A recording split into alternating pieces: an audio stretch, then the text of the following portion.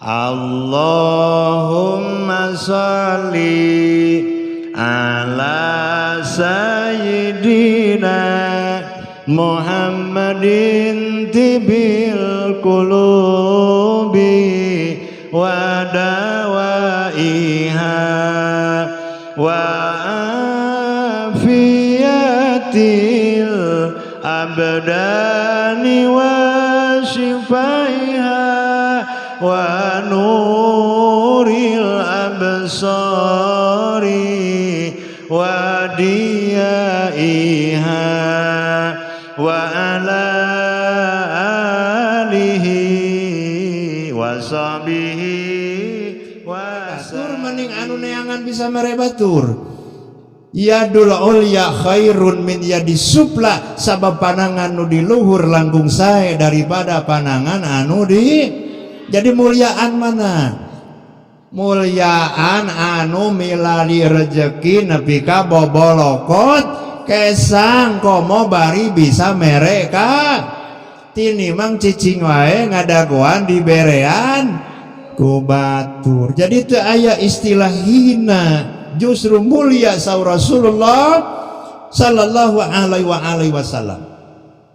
Ieu makan lain ngamotivasi ka bapak mangga aya jelema ibu ka masjidna teh saala kadarna we, tempo subuh aya, tempo lohor aya, engke aya deui teh we magrib. Nabi ka diadukeun hal eta ka Rasulullah ku sahabat, ya Rasulullah abdi mah teu ngarti tah ku Mang Ujang nu hareupeun masjid. Cek Rasulullah teh nanaha make jeung teu ngarti, jag-jag jelema teh tapi ka masjidna teh subuh we cenah jeung magrib. Nah sok ka mana atuh eta jelema teh? Ka Bandung wae cenah usaha. Bogaeun anak teu komo we, bogaeun pamajikan komo we, bejakeun sanyatana manehna keur jihad dina jalan Allah Subhanahu wa taala. Naon sababna? Sabab hayang ngamulyakeun anak jeung pamajikan. Jadi lamun bapak rek niat ngamulyakeun anak pamajikan, saenyana bapak keur jihad dina jalan Allah Subhanahu wa taala. Manawi pek mulyakeun anak jeung pama, lamun aya kene sepuh mulyakeun sepuh urang sadayana. Itunya mulyakeun sepuh urang sadaya. Jalma anu bager ka sepuhna rezekina moal disempitkeun ku Allah Subhanahu wa taala. Jalma anu kersa mere ka sepuhna maka rezekina bakal digampilkeun dimudahkeun ku Allah Subhanahu wa taala. Manawi ka sepuh mah ulah perhitungan. Cik mak nginjem duit 20.000 entong ditagih. Ma aya ya duit mah 50. Ma mana duit teh entong. Tong ditagih lamun kolot nginjem duit. Ma kamari 50, kamari 50, jadi 100 mah entong. Mun bisa mah tambahan deui. Supaya naon? Supaya panto-panto rezeki dibukakeun ku Allah Subhanahu wa taala. Manawi papuntennya abdi terang ayeuna dina salah sawios kitab namina Khazinatul Asrar kapungkur pun guru-guru urang sadaya anjeunna di mana-mana ceramah teh sok nyampaikeun kieu. Tah baca cikopo bismillahirrahmanirrahim sekian ribu gitu. Geus kalah baca mata alhamdulillah alamin sekian ribu. Ternyata naon rahasiana? Man qara'a bismillahirrahmanirrahim putiha abwabus sama'id dunya.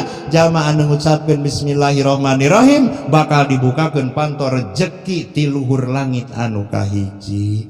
Jadi lamun deuk neangan amalan, cekap urang tos apal amalanna naon? Bismillahirrahmanirrahim. Ti maghrib dugi ka isya daripada ngabako ngobrol teu puguh mending maca Fatihah nu saloba-lobana. Sabab panto langit bakal dibukakeun ku Allah Subhanahu wa taala sembari ngalatih lambai urang sadaya kanggo zikir ka Allah Subhanahu wa taala. Panganten pameget ayeuna sineng bidadari na hidup saumpami bapak kasih emak ayeuna mah geus teu asa bidadari panginten banyak da rumah tanggina ge tos puluhan tahun tapi ieu mah abdi ngelingan diri pribadi ngemutan panganten sareng panganten anu parantos barari Persamaanana kieu lamun urang ninggal pangambung bojo urang Demek, ninggal pangambung bojo Batur Mancung, ulah ditinggal beda Demek jeung Mancungna,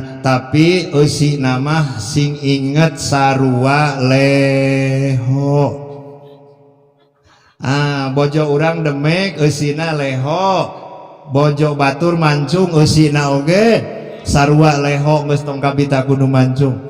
Lamun bojo urang socana sipit, bojo Batur socana belo, tapi sarua eusi namah naon? Cile. Bojo urang bujurna teu pati gede, bojo Batur bojona gede, sing inget eusi nama sarua naon? Sarua bau eusi nama podol.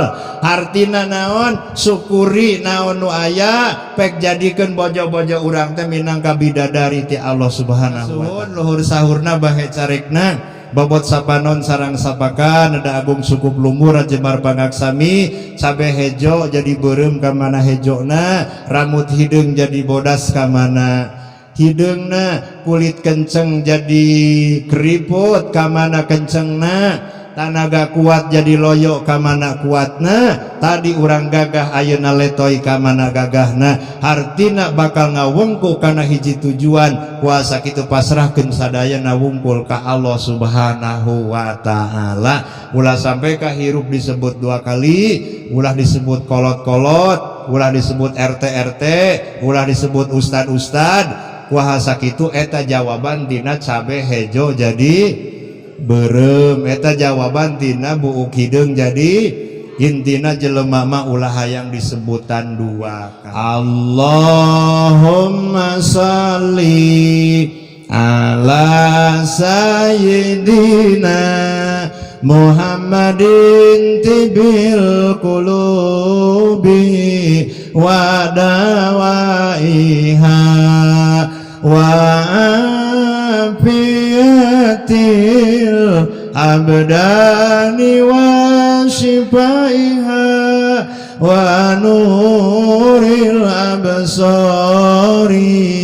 wa diyaiha wa ala alihi wa sahbihi wa sallim. Allahumma shalli ala sayyidina Muhammadin tibil qulubi wa